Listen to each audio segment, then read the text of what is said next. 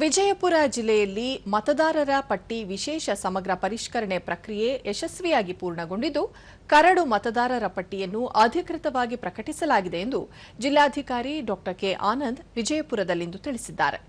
ಸುದ್ದಿಗೋಷ್ಠಿಯಲ್ಲಿ ಅವರು ಜಿಲ್ಲೆಯ ಎಲ್ಲಾ ತಹಸೀಲ್ದಾರ್ ಕಚೇರಿಗಳು, ತಾಲೂಕು ಪಂಚಾಯಿತಿ ಹಾಗೂ ಗ್ರಾಮ ಪಂಚಾಯಿತಿಗಳಲ್ಲಿ ಮತದಾರರ ಪಟ್ಟಿಯನ್ನು ಸಾರ್ವಜನಿಕರ ಮಾಹಿತಿಗಾಗಿ ಪ್ರಕಟಿಸಲಾಗಿದೆ.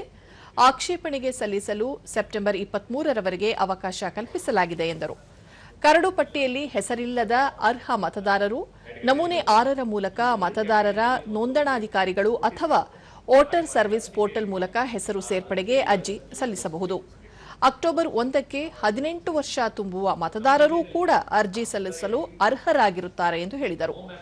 ಜಿಲ್ಲೆಯಲ್ಲಿ ಒಟ್ಟು 16,84,968 ಮತದಾರರಿದ್ದು, ಈ ಪೈಕಿ 8,57,619 ಪುರುಷರು, 8,27,170 ಮಹಿಳೆಯರು ಹಾಗೂ 179 ಇತರರಿದ್ದಾರೆ ಎಂದು ತಿಳಿಸಿದರು.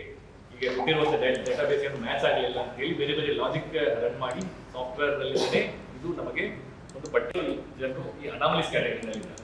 ಸೊ ಈ ಅನಾಮಲೀಸ್ ಪ್ಲಸ್ ನೋ ಮ್ಯಾಪಿಂಗ್ ಎರಡೂ ಕ್ಯಾಟಗರೀಸ್ ಆಡ್ ಮಾಡಿದರೆ ನಮ್ಮ ಜಿಲ್ಲೆಯಲ್ಲಿ 24,529 ಜನರಿಗೆ 8 ಮತಕ್ಷೇತ್ರದಲ್ಲಿ ಸೇರಿಸಿ ಅಷ್ಟು ಜನರಿಗೆ ನೋಟಿಸಸ್ ಅನ್ನು ಕೊಟ್ಟು ಹಿಯರಿಂಗ್ ಮಾಡಬೇಕಂತ ಇರುವಂಥದ್ದು. ಸೊ ಈ ನೋಟಿಸು ಈ 24,529 ಜನರಿಗೂ ಕೂಡ ಎಲೆಕ್ಷನ್ ಕಮಿಷನ್ ಆಫ್ ಇಂಡಿಯಾ ವೆಬ್ಸೈಟ್ನಲ್ಲಿಂದನೇ ERO ಆಗಿ ಜನರೇಟ್ ಆಗ್ತದೆ. Date and time of hearing ಅದರಲ್ಲಿ ಫಿಕ್ಸ್ ಮಾಡಿರ್ತಾರೆ. ಅದನ್ನು BLO ತಗೊಂಡು ಹೋಗಿ ಮನೆ ಬಾಗಿಲಿಗೆ ವೋಟರ್ಗೆ ಮತ್ತೆ ಅಥವಾ ವೋಟರ್ ಮನೆಯಲ್ಲಿ ಕೊಡ್ತಾರೆ.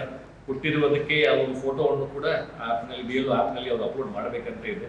ಆ ಕೊಟ್ಟಿರುವಂಥ ಸಮಯಕ್ಕೆ ಆ ದಾಖಲೆ ಈ ಚುನಾವಣಾ ಆಯೋಗದಿಂದ ಈಗಾಗಲೇ ಇನ್ಫಾರ್ಮೇಷನ್ ಫಾರ್ಮ್ನಲ್ಲೇ 2ನೇ ಪೇಜ್ನಲ್ಲಿ 12 ದಾಖಲೆ ಏನಿದೆಯಲ್ಲ ಆ ದಾಖಲೆಗಳನ್ನು ಏನೇನು ಕೊಡ್ಬೇಕಂತ ಏನು ಪಟ್ಟಿ ಇದೆ, ಆ ಪಟ್ಟಿನಲ್ಲಿರುವಂಥ ದಾಖಲೆಗಳನ್ನು ತಗೊಂಡು ಬಂದು ERO AEROಗೆ ಸಲ್ಲಿಸಬೇಕು ಅಂತ ಹೇಳಿ ಇರುವಂಥ ನಿರ್ದೇಶ.